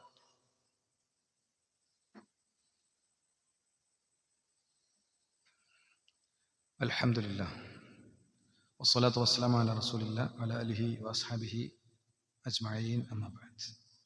നമ്മൾ അള്ളാഹുവിനെ സൂക്ഷിക്കണേ എന്ന് എല്ലാവരും ഒരിക്കൽ കൂടി ഉണർത്തുകയാണ്. നമ്മൾ ഒരു റജബിലേക്ക് കടന്നിരിക്കുകയാണ്. റജബിനെ കുറിച്ചുള്ള പ്രയോഗം ഇങ്ങനെയാണ്: ഇന്നമ റജബുൻ ഷഹ്റുൻ കാന യുഅദ്ദിമുഹു അഹ്ലുൽ ജാഹിലിയ്യ. ഇന്നമ റജബു ഷഹ്റുൻ കാന യുഅദ്ദിമുഹു അഹ്ലുൽ ജാഹിലിയ്യ. ജാഹിലിയ കാലത്തെ ആളുകൾ ഇതിന് വലിയൊരു പ്രാധാന്യങ്ങൾ കൊടുത്തിരുന്നു. ഫലമ ജാ അൽ ഇസ്ലാമു തുരിക്ക, ഇസ്ലാം വന്നപ്പോൾ അതിന്റെ അത്തരം അവർ കൊടുത്ത എല്ലാ പ്രാധാന്യങ്ങളെയും ഇസ്ലാം എടുത്തു കളഞ്ഞു എന്നാണ്. എന്നാൽ 4 മാസങ്ങൾ പവിത്രമാക്കി എണ്ണിയതിൽ, റമദാൻ അടക്കം 5 മാസങ്ങൾ എണ്ണിയതിൽ ഒന്ന് റജബുണ്ട്. ആ മാസത്തിന്റെ പ്രത്യേകത എന്താ? അതിൽ പാപം വരാതെ കൂടുതൽ നോക്കണം. ബാക്കി മാസം പാപം ചെയ്യാൻ പറ്റുമോ? ഇല്ല. പക്ഷേ ആ മാസങ്ങളിൽ മുഹറം, റജബ്, ദുൽഖഅദ, ദുൽഹിജ്ജ, പിന്നെ റമദാൻ, ഇതിലൊക്കെ പാപങ്ങൾ വരാതെ കൂടുതൽ ശ്രദ്ധിക്കണം എന്നുള്ളൊരു സംഭവം ഇസ്ലാം പഠിപ്പിച്ചിട്ടുണ്ട്. നോക്കൂ നിങ്ങൾ, ഈ റജബ് സംബന്ധിച്ച് ധാരാളം കെട്ടിച്ചമച്ച ഹദീസുകളും ദുർബലമായ ഹദീസുകളുണ്ട്. ദുർബലമായ ഹദീസ് എന്താ? ഒരു ദൂരം വരെ അത് സ്വഹിയായിരിക്കും, പിന്നെ അവിടെ നിന്നാണ് പൊളിഞ്ഞിട്ടുണ്ടാവും. മറ്റേതോ സനദ് തന്നെ ഉണ്ടാവില്ല, ശുദ്ധമായ അസംബന്ധങ്ങളായിരിക്കും. ഇതിൽപ്പെട്ട ഒന്നാണ് ആദ്യമായി റജബ് മാസം അറിയിക്കുന്നവൻ നരകത്തിൽ അവന് നരകം നിഷിദ്ധമാണെന്നൊരു ഹദീസ്. ഇത് കെട്ടിച്ചമച്ച ഹദീസാണ്, ഇങ്ങനൊരു ഹദീസ് ഇല്ല. റജബുമായി ബന്ധപ്പെട്ട് ധാരാളം ബിദ്അത്തുകളുണ്ട്. അതിലൊന്ന് റജബ് 27 ഇസ്രാ മിറാജ് ആഘോഷിക്കുക എന്നുള്ളതാണ്. ഇസ്ലാം അങ്ങനെ ആഘോഷിച്ചിട്ടില്ല കേട്ടോ. ലം യരിദ് ഫീ ഫളലി ശഹ്രി റജബ് വലാ സിയാമിഹി വലാ ഫീ സിയാമി ശൈഇൻ മുഅയ്യിനും മിൻഹു. റജബ് മാസത്തിലോ റജബിലെ പ്രത്യേക ദിനങ്ങളിലോ പ്രത്യേക നോമ്പുകൾ എടുക്കുന്നത് സംബന്ധിച്ച് യാതൊരു റിപ്പോർട്ടും വന്നിട്ടില്ല. വലാ ഫീ ഖിയാമി ലൈലത്തിൻ മഖ്സൂസത്തിൻ, അതിന്റെ രാവുകളിൽ നിസ്കരിക്കുന്നതിനെ കുറിച്ച് യാതൊന്നും വന്നിട്ടില്ല. ഫീഹി ഹദീസുൻ സ്വഹീഹുൻ യസ്ലുഹു ലിൽ ഹുജ്ജ, തെളിവെടുക്കാൻ പറ്റുന്ന സ്വഹീഹായ ഒരു ഹദീസും ഇതിലൊന്നും വന്നിട്ടില്ല എന്നത് കൃത്യമായി പഠിപ്പിക്കപ്പെട്ടിട്ടുണ്ട്. മാത്രമല്ല പിന്നെ ജാഹിലിയ കാലത്ത് ഇതൊക്കെ സ്വഹാബത്ത് ഉപേക്ഷിച്ച് ഉമർ ഇബ്നു ഖത്താബ് റളിയല്ലാഹു അവസാന കാലാകുമ്പോഴേക്ക് പല ദേശങ്ങളിൽ നിന്ന് ഇസ്ലാം സ്വീകരിച്ചു വന്ന ആൾക്കാർ ഇത്തരം ചില ചെയ്തികൾ മദീനയിൽ അവിടെ ഇവിടെ ഇങ്ങനെ ഒറ്റപ്പെട്ട നിലക്ക് തുടങ്ങിയത് കണ്ടപ്പോൾ മഹാനായ ഉമർ ഇബ്നു ഖത്താബ് റളിയല്ലാഹു ചെയ്തെന്താ, ഒരു സൈന്യത്തെ ഉണ്ടാക്കി. ശരിക്കും കേട്ടോളി, ഒരു സൈന്യത്തെ ഉണ്ടാക്കി. ഇങ്ങനെ റജബിന് പ്രാധാന്യം കൊടുത്ത് പ്രത്യേക നോമ്പെടുക്കുന്ന ആളുകളെ പിടിക്കാനും ശിക്ഷിക്കാനും വേണ്ടി പ്രത്യേക പെട്രോളിംഗ് ടീമിനെ അദ്ദേഹം നിശ്ചയിച്ചു എന്നത് ചരിത്രത്തിൽ കാണാൻ പറ്റും, കൃത്യമായി കാണാൻ പറ്റും. അപ്പൊ ഇതൊക്കെ അനുഷ്ഠാനങ്ങളും ആചാരങ്ങളും നമ്മൾ എടുക്കണം. എന്തുകൊണ്ടാ? നമ്മൾ പഠിക്കുന്നില്ല. നമ്മൾ അങ്ങനെ കാലഘട്ടങ്ങളായി ചെയ്തു വരുന്നത് തുടരേണ്ട ഒരു അവസ്ഥയാണുള്ളത്. റജബിലെ പ്രത്യേക ഉംറ, റജബിൽ പ്രവാചകൻ പ്രത്യേക ഉംറ ചെയ്തിട്ടുണ്ട് എന്നത് ദുർബലമായ നിലക്ക് വന്ന സംഭവമാണ്. അത് അത്തരം കാര്യങ്ങൾ പിന്നെ മഹദിയായ ആയിഷ റളിയല്ലാഹു അൻഹ തന്നെ പറഞ്ഞിട്ടുണ്ട്. എന്താണ്? മഅ്തമർ റസൂലുള്ളാഹി സ്വല്ലല്ലാഹു അലൈഹി വസല്ലം ഫി റജബിൻ ഖത്തു, പ്രവാചകൻ റജബിൽ പിന്നെ എന്ത് ചെയ്തിട്ടില്ല? ഉംറയെ ചെയ്തിട്ടില്ല. പ്രവാചകൻ റജബിൽ ഉംറയെ ചെയ്തിട്ടില്ല. അതുകൊണ്ട് അങ്ങനെ ഒരു സംഭവം ആയിക്കൂടാ. അത് സ്വഹാബിമാരിൽപ്പെട്ട ചില സ്വഹാബിമാര് മാസം പറയുന്നിടത്ത് അവർക്ക് മാറിപ്പോയ ചില പ്രയോഗങ്ങൾ ഉണ്ട് എന്നതൊഴിച്ചാൽ ബാക്കി ദുർബലമായ കാര്യങ്ങളാണ് എന്ന് നമുക്ക് കൃത്യമായി പറയാൻ പറ്റും. പ്രവാചകന്റെ അത്തരം കാര്യങ്ങളെക്കുറിച്ച് ഏറ്റവും നന്നായി ആയിഷ റളിയല്ലാഹു അൻഹയിൽ നിന്നും കാര്യങ്ങൾ ഉദ്ധരിക്കപ്പെട്ടിട്ടുണ്ട്. പിന്നെ സ്വലാത്തുർ റഗായിബ് എന്നുള്ള പേരിൽ ഒരു 12 റക്അത്ത് നിസ്കാരം, ഇതും യഥാർത്ഥത്തിൽ ഇതിനും അസ്ലില്ല എന്നത് നമുക്ക് കൃത്യമായി പറയാൻ പറ്റും. അതുപോലെ തന്നെ റജബ് മാസത്തിൽ പ്രത്യേക അറവ്, അങ്ങനത്തെ ഒരു അറവും പ്രവാചകൻ സ്വല്ലല്ലാഹു അലൈഹി വസല്ലം തങ്ങൾ പ്രത്യേകം പഠിപ്പിച്ചിട്ടില്ല. റജബിലെ പ്രത്യേക പ്രാർത്ഥന അല്ലാഹുമ്മ ബാരിക് ലനാ ഫി റജബ് വശഅബാൻ വബല്ലഗ്നാ റമളാൻ, ഇത് സ്വീകരിക്കാവുന്ന എന്താ പറയാ പ്രാർത്ഥനയല്ല. അത് പ്രവാചകനിലേക്ക് ആ സനദ് എത്തിയിട്ടില്ല. പ്രവാചകനിലേക്ക് സനദ് എത്താത്തത് നമ്മൾ പ്രവാചകന്റെ പേരിൽ പറഞ്ഞാൽ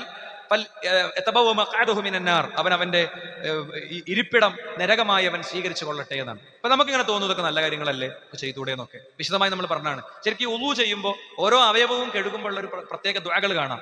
കൈ കഴുകുമ്പോൾ, മുഖം കഴുകുമ്പോൾ ഭയങ്കര അർത്ഥമുള്ള പ്രാർത്ഥന. പക്ഷേ ശാഫിഈ മദ്ഹബിൽ 2ാം ശാഫിഈ എന്നറിയപ്പെടുന്ന ഇമാം നവവി റഹിമഹുല്ലാഹ് ഇതിനെ കുറിച്ച് പറഞ്ഞെന്തറിയോ? തറക്തു ദുആ അൽ അഅ്ദാഇ ഇദ് ലാ അസ്ല ലഹു, ഞാൻ ഓരോ അവയവങ്ങളും കഴുകുമ്പോഴുള്ള എല്ലാ പ്രാർത്ഥനകളും ഒഴിവാക്കുകയാണ്. കാരണം അതിന് അസ്ലില്ല, അടിത്തറയില്ല. അടിത്തറല്ലാത്തത് ചെയ്താലോ? ഒരു വ്യക്തി ബിദ്അത്ത് ചെയ്യുമ്പോൾ ആ ബിദ്അത്ത് ഉപേക്ഷിക്കുന്നത് വരെ അവന്റെ ഒരു അമലും പടച്ചോൻ സ്വീകരിക്കൂല. മാത്രമല്ല ഹൗദുൽ കൗസറിലെ വെള്ളം അവന് നഷ്ടപ്പെടുന്നതാണ്. ഹൗദുൽ കൗസറിലെ വെള്ളം അവന് നഷ്ടപ്പെടും. പ്രവാചകൻ പറയും, ദൂരെ പോയി, എനിക്ക് നിന്നെ കാണണ്ട എന്ന് പറയുന്നതാണ്. സഹോദരന്മാരെ, ഇതിന്റെ അർത്ഥം എന്താ? അദ്കാറുകൾ ഇല്ല എന്നാണോ? എത്രയോ അദ്കാറുകളുണ്ട്. ഞാൻ കഴിഞ്ഞ എന്റെ ഖുതുബയിലും പറഞ്ഞു അല്ലേ, എത്രയോ അദ്കാറുകളുണ്ട് ജീവിതത്തിൽ ഒരിക്കൽ പോലും നമ്മൾ ചൊല്ലാത്ത. ഇപ്പം ചന്ദ്രപ്പിറവി കാണുമ്പോഴുള്ള ദിക്റുണ്ട്, നമ്മൾ എത്ര ആൾ ചൊല്ലിയിട്ടുണ്ട്? ജീവിതത്തിൽ എത്ര ആൾ ചൊല്ലിയിട്ടുണ്ട്? ദുരന്തബാധിതരെ കാണുമ്പോഴുള്ള ദുആ ഉണ്ട്, പ്രയാസബാധിതരെ കാണുമ്പോഴുള്ള ദുആ ഉണ്ട്, നമ്മൾ എത്ര ആൾ ചൊല്ലിയിട്ടുണ്ട്? വിവാഹം കഴിച്ച വധുവിന്റെ തലയിൽ വരൻ കൈവച്ച് ചെല്ലേണ്ട ദുആ ഉണ്ട്, നമ്മൾ എത്ര ആൾ ചൊല്ലിയിട്ടുണ്ട്? സുബ്ഹാനല്ലാഹ്, അൽഹംദുലില്ലാഹ്, അല്ലാഹു അക്ബർ ഒക്കെ അതിന്റെ മഹാത്മ്യമാണ് കഴിഞ്ഞ ഖുതുബയിൽ മുഴുവൻ നമ്മൾ പറഞ്ഞത്. അപ്പൊ അദ്കാറുകൾ ഇഷ്ടം പോലെ ഉണ്ട്. അത് പ്രവാചകൻ പഠിപ്പിച്ച ദിക്റുകളും ദുആകളും ചൊല്ലി ജീവിതത്തെ ചിട്ടപ്പെടുത്താനും ക്രമീകരിക്കാനും ശ്രദ്ധിക്കുക. അള്ളാഹു അനുഗ്രഹിക്കുമാറാകട്ടെ. അവന്റെ മുഅ്മിനുകളിൽ മുഖ്ലിസുകളിൽ മുത്തഖീങ്ങളിൽ അവൻ നമ്മൾ ഉൾപ്പെടുത്തുമാറാകട്ടെ. ലാ ഇലാഹ ഇല്ലല്ലാഹ് എന്ന കലിമത്ത് തൗഹീദിനെ സാക്ഷാത്കരിക്കാനുള്ള മഹാഭാഗ്യം അള്ളാഹു നൽകുമാറാകട്ടെ. ഗസ്സയിലെ പോരാളികൾക്ക് അള്ളാഹു കരുത്തു പകരുമാറാകട്ടെ. ലോകത്തെമ്പാടുമുള്ള മുസ്ലിം ജനസമൂഹങ്ങൾക്ക് അള്ളാഹു സുരക്ഷിതത്വത്തിന്റെ താപങ്ങൾ കൊടുക്കുമാറാകട്ടെ. വിവേകമുള്ള നേതൃത്വങ്ങൾ കൊടുക്കുമാറാകട്ടെ. ലോകത്തെമ്പാടുമുള്ള മനുഷ്യരെ എല്ലാത്തരം മാറാവ്യാധികളിൽ നിന്നും രോഗങ്ങളും അള്ളാഹു കാത്തുരക്ഷിക്കുമാറാകട്ടെ. നമ്മുടെ രാജ്യത്ത്, നമ്മുടെ നാട്ടിൽ സ്വസ്ഥമായി പ്രബോധന സ്വാതന്ത്ര്യവും വിശ്വാസ സ്വാതന്ത്ര്യവും ലഭിക്കും വിധമുള്ള ഒരു നാടായി നമ്മുടെ നാടിനെ അള്ളാഹു എന്നും നിലനിർത്തുമാറാകട്ടെ. വർഗീയ കലാപങ്ങളിൽ നിന്ന് അള്ളാഹു നമ്മെ കാത്തുരക്ഷിക്കുമാറാകട്ടെ. അല്ലാഹുമ്മ ഗ്ഫിർ ലിൽ മുഅ്മിനീന വൽ മുഅ്മിനാത്ത്, അല്ലാഹുമ്മ അഇസ്ൽ ഇസ്ലാം വൽ മുസ്ലിമീൻ വദിൽ ശിർക വൽ മുശ്രിക്കീൻ, റബ്ബനാ ആതിനാ ഫിദ് ദുനിയ ഹസന വഫിൽ ആഖിറതി ഹസന വഖിനാ അദാബന്നാർ. ആമീൻ ആമീൻ ബിറഹ്മതിക യാ അർഹമർ റഹീമീൻ. അൽഹംദുലില്ലാഹി റബ്ബിൽ ആലമീൻ.